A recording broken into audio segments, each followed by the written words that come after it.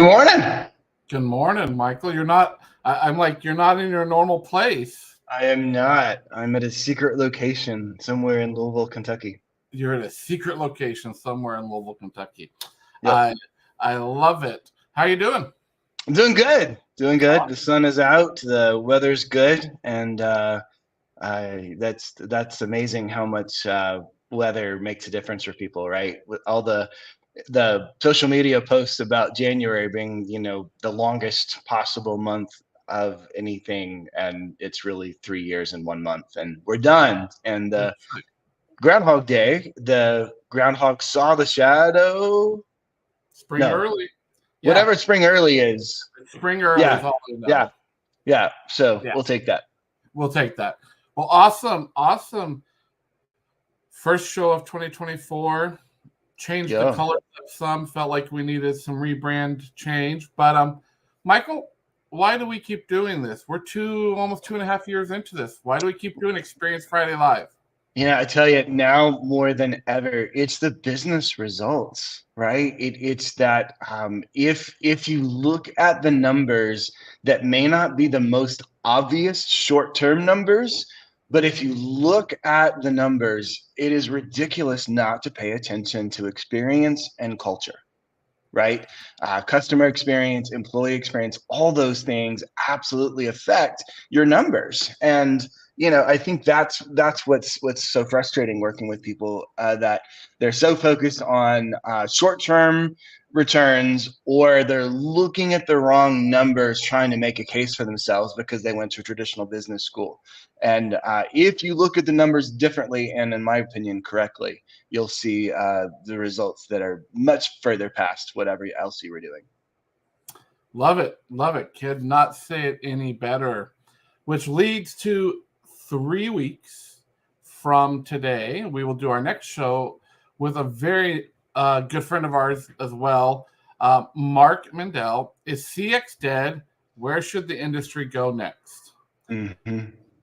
Right? So true. And Mark works for a company called Question Pro, who knows a lot about data and numbers. So we're really excited about that. But today, I am so excited about, I can't even begin to tell you, because not only that, I'm wearing some of their clothing today, but Adam Greenberg is an entrepreneur, entertainer, filmmaker, and co-founder of the first ever size-inclusive big and tall brand, One Bone. He made a great name for himself as a DJ, MC, executive producer as part of EDM DJ duo Wonderful. I love that. Performing for crowds of up to 15,000 people all over North America. Adam is an entertainpreneur focused on making people smile in any way, shape, or form.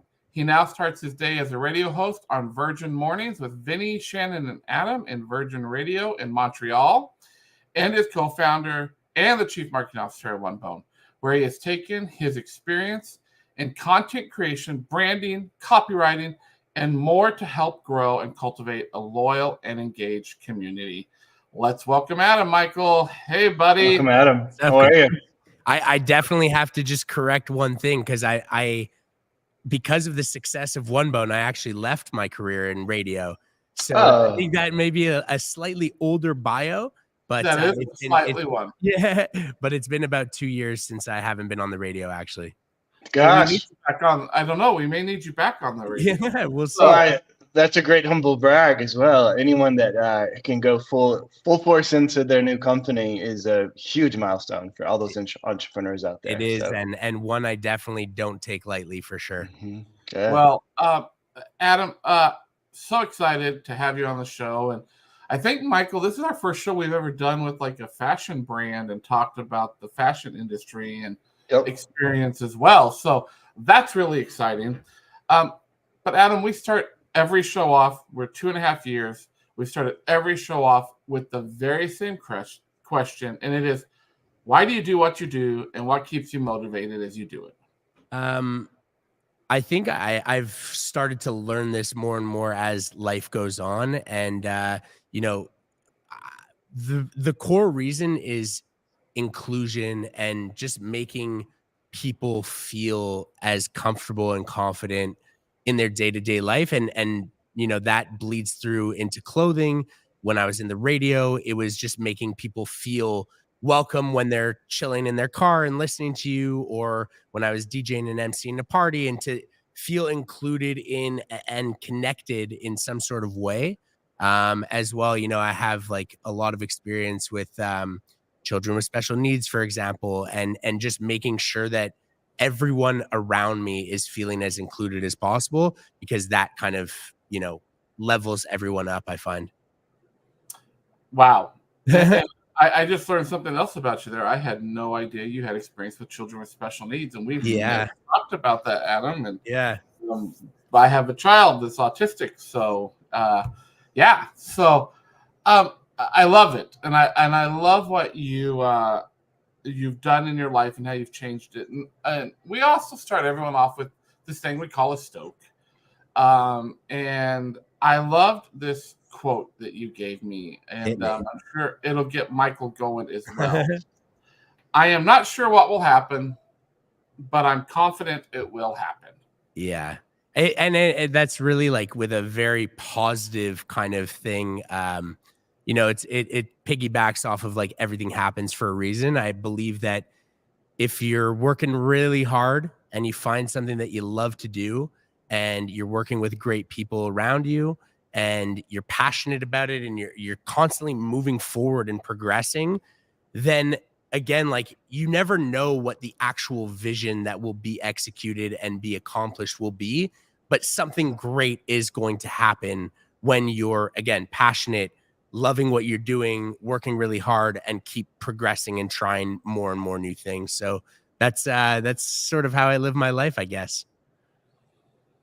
What does that say about strategy, though? Because you don't get to where you are with just saying, I think something's going to happen, right? You know, for sure.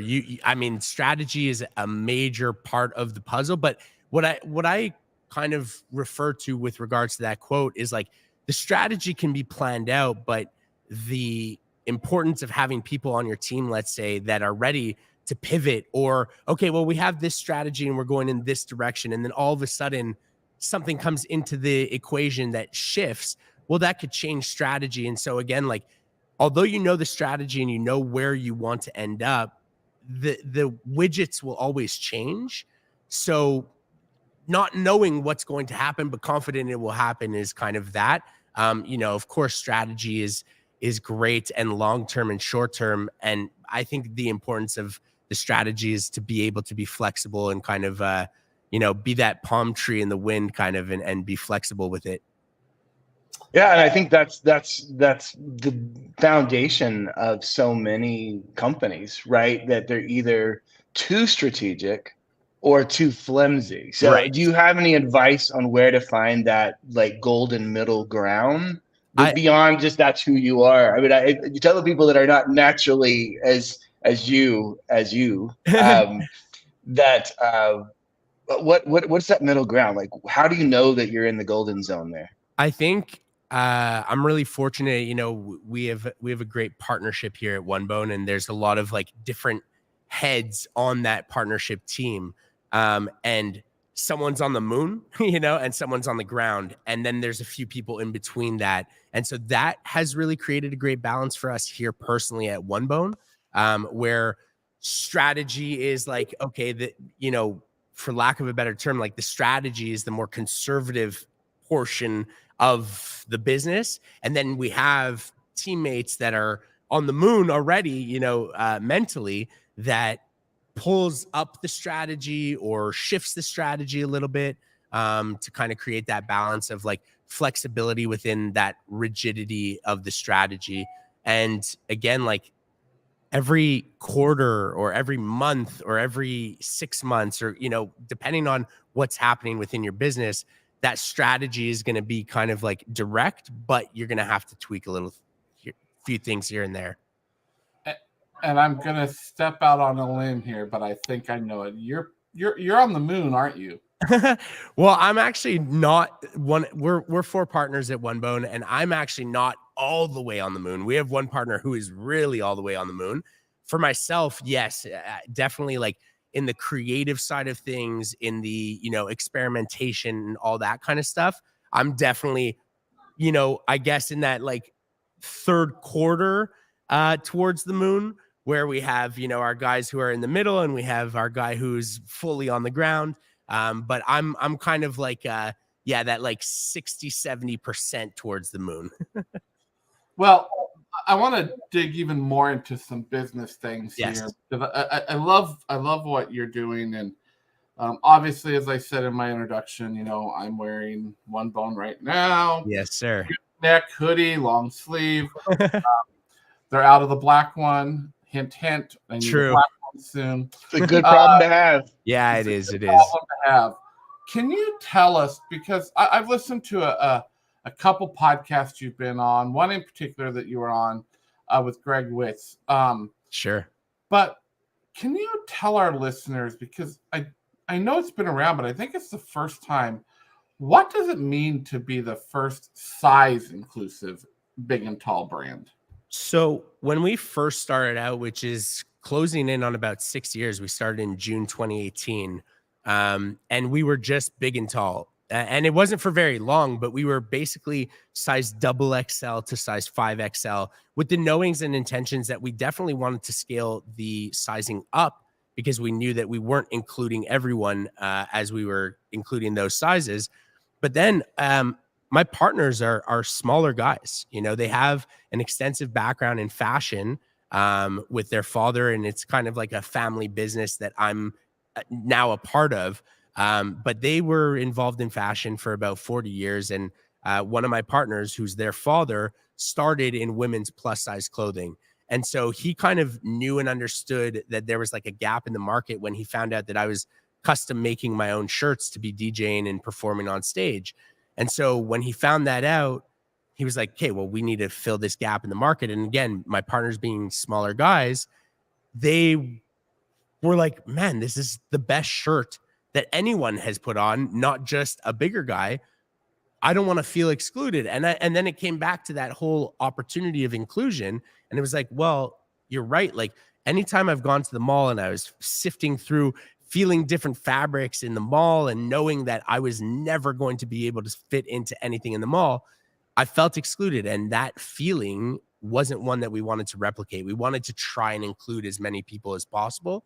So I think it was about after 6 months, we then included smaller sizes. And even now, it's still something that we are sitting at the table every single day and trying to figure out how to really nail and polish that messaging of we considered the big man first, but now it's really more about just like anyone in general who is hard to fit. And how do we execute that messaging appropriately so that the guys who are smaller don't see big and all and they're just like, oh, I'm not included in this. We have to figure out a way to properly execute that messaging so that everyone does know and understand that our priority is fit and quality for the hard to fit man. And that's something that we are constantly dialing in on. Well, and that wasn't a slip up there for people to know. He said big and all. Yes. Not big and tall. Exactly. So, we crossed out the T on big and tall to make it big and all to imply that inclusivity. But even as we go, we're wondering, is that executing the message well enough? Is it making the smaller guys, realize that we have their fit as well for the hard to fit? It's something, it's an ongoing discussion. And we're just trying to polish it out. This is the first time any of us have done anything of this nature, and being 6 years in, you're always trying to evolve and adapt and make sure that your brand and your product and your message is as dialed in as possible. And that's exactly what we're doing right now. So can we talk culture a second, and how culture relates to experience, both customer experience and employee experience, right? So for you to have partners who are in different locations in the universe, mm-hmm. on the Earth and on the moon. Yes. Yeah, at least solar system, right?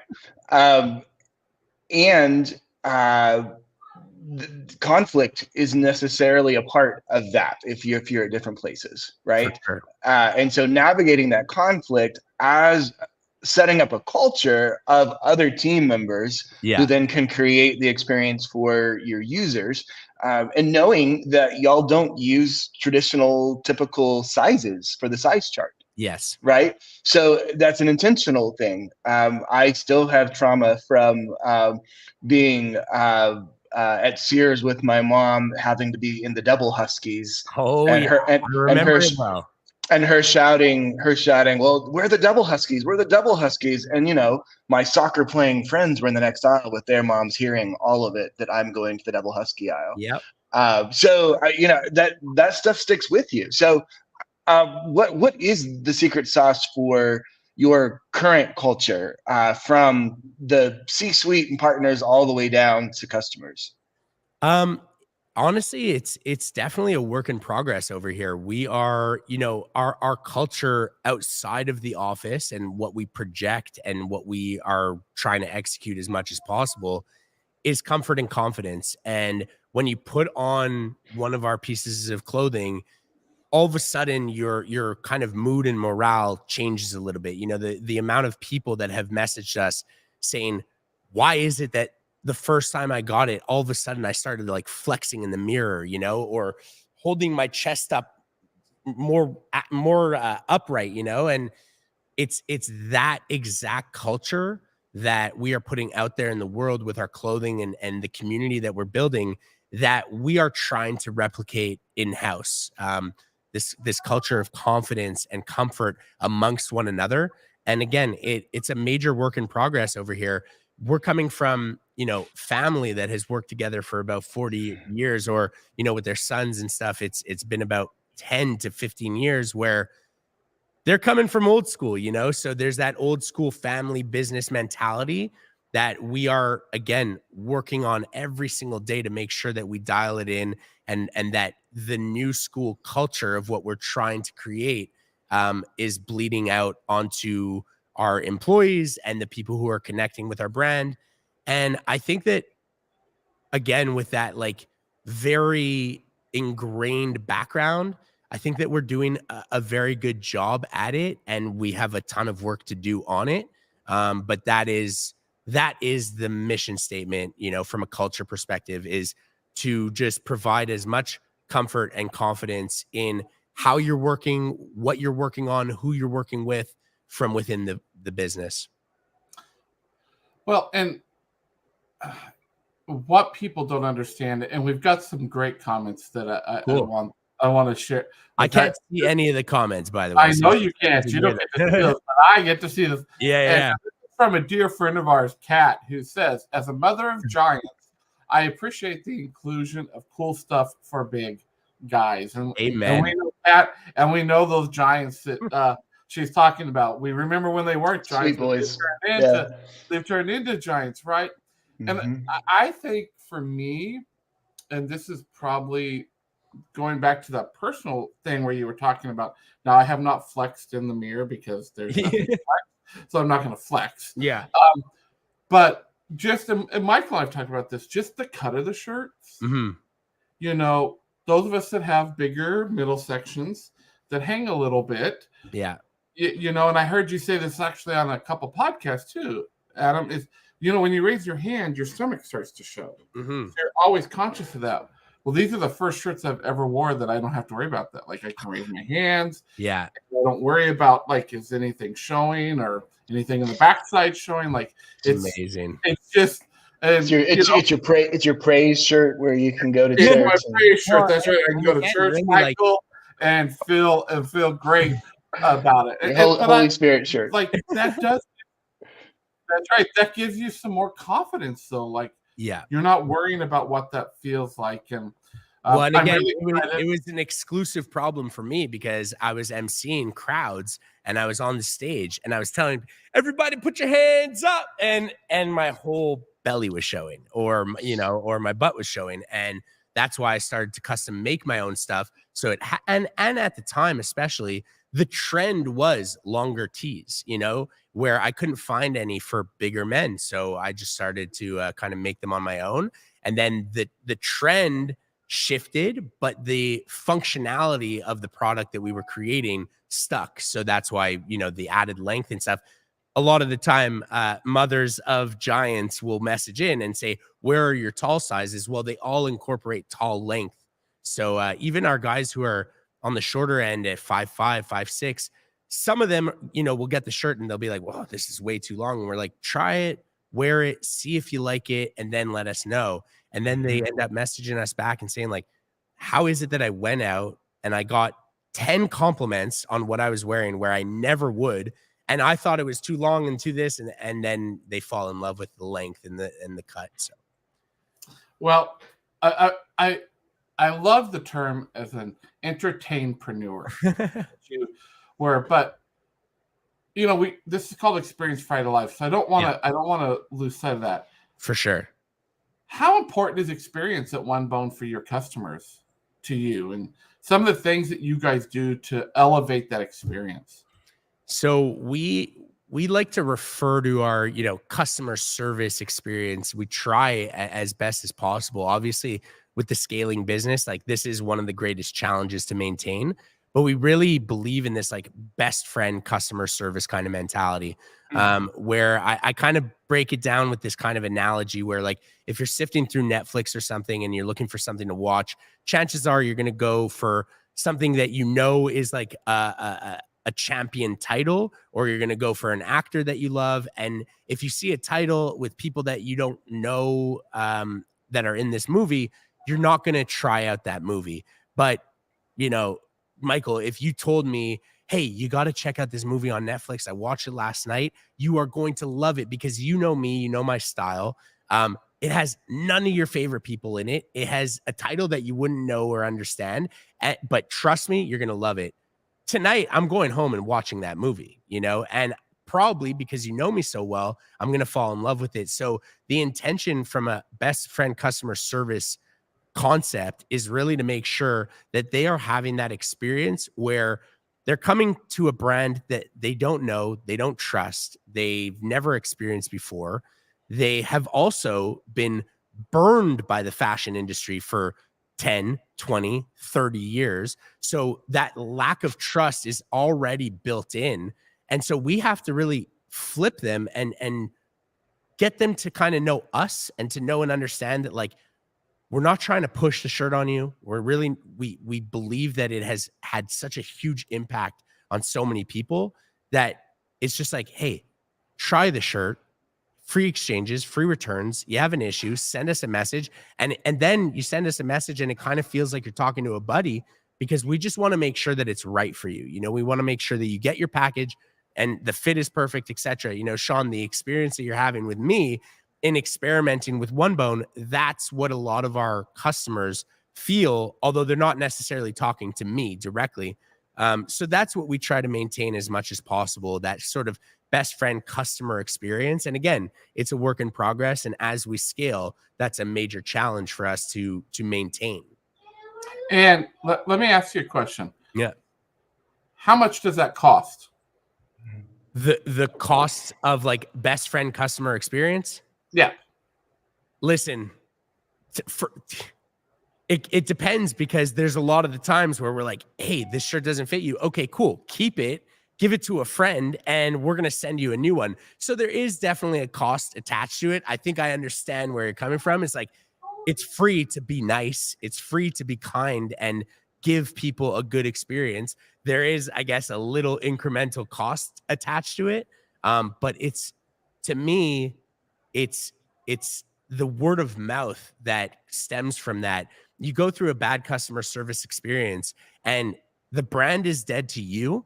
And not only is the brand dead to you, but the brand is dead for everyone that you are in touch with. Because one of the things that we love the most is to be able to go and say, oh, I tried out this brand. I went and sent them a message and they did this and they did that and whatever. And, like, so our priority is to, be the exact opposite of it, where you have a great customer service experience. And then all of a sudden, all your friends know about it. All your colleagues know about it. Oh my God, I tried this shirt. It wasn't the right fit. And then all of a sudden I'm messaging with them. They sent me a new one and they said, give this one to a friend. Like, that kind of experience just kind of blows you away. And it's kind of outside of the norm of what happens. And for us, like, you know, the dollars and cents that add up in that initial customer service experience, okay, maybe on the bottom line, it has an impact, but the global impact or the holistic impact that one sort of encounter has in people being champions of the brand and ambassadors of the brand, I don't think there's a value or a measure on that. Well, and so Michael will tell you, you probably don't get more loyal a person to brands. Yeah. Right. So this I have learned that, you know, so yeah. By Delta, you know, I only stay at Marriott's. Yeah. Yeah. I used to have a clothing brand that I was very loyal to. And yeah. It promoted it and shared it with a lot of people, but they did away with big and tall clothing. Yeah. Cut and sent it to another store. You can still get it in that store, but in the end, it was like, you just made me feel like I had no value, and I had spent thousands of dollars with this, this company. And so all that you just said about what One Bone has done, you know, I have become an ambassador. I did put everything out there to people. If you look at comments, where to go, how you can use my link to show, like, I'm out there supporting it. Adam will tell you, I drive him crazy because I'm like, I need more and I want more of this. And I like, and you know, that sticks with people. And you're right. Like, the impact of me no longer shopping that other brand is going to have an impact.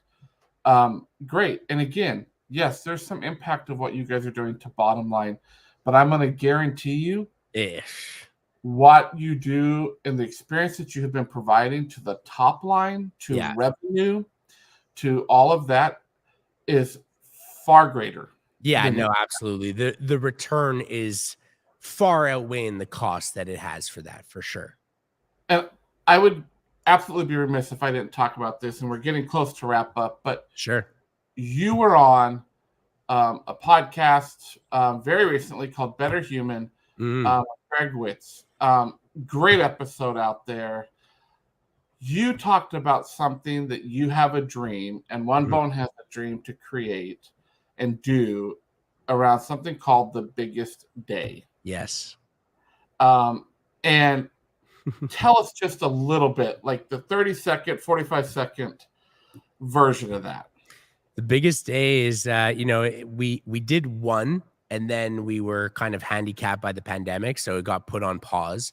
And then, you know, with the kind of like busyness of the brand and the building, like the idea and the opportunity to like throw events and stuff from a bandwidth perspective is pretty challenging, as we're like, you know, we're driving on the highway at 150 miles an hour. So to be able to shift a lot of time and energy towards events is something that we're looking towards, you know, bringing people on board and helping us execute these things. But ultimately, the biggest day is this inclusive festival concept that is just a celebration of, I won't even say body positivity. I'll just say positivity. And it's a collaboration of music and creativity and schmoozing and that whole kind of, you know, bringing our community together. The cool thing is, like, One Bone really is an extraordinary community that we have, I can't even say built, but I'll say cultivated. And we're even working on making sure we cultivate that community